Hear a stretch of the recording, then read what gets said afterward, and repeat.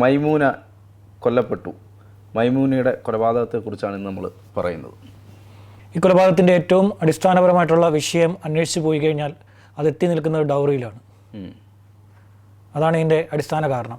അത് ശരി. അവരുടെ മൈമുനിയുടെ മകനാണ് നജ്മുദ്ദീൻ.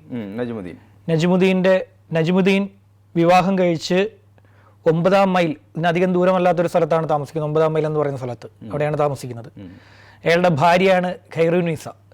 ഖൈറുനിസ വിവാഹം ചെയ്ത് വന്നപ്പോൾ കുറച്ച് സ്വർണം കൊണ്ടുവന്നിരുന്നു.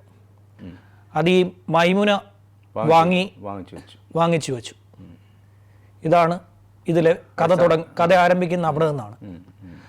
ഈ ഖൈറുനിസയ്ക്ക് ഒരു സഹോദരിയുണ്ട്, അനുജത്തി. അവർ തമ്മിൽ 5 വയസ്സിൻ്റെ ഡിഫറൻസ് ഉണ്ട്.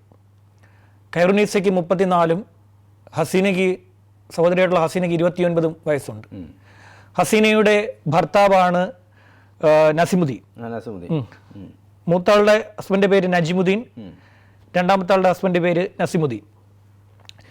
നസിമുദ്ദീൻ ഒരു ഡ്രഗ് ഡീലറാണ് എന്നുള്ളതാണ് അവിടുത്തെ പോലീസ് ഒഫീഷ്യൽസ് കണ്ടെത്തിയത്.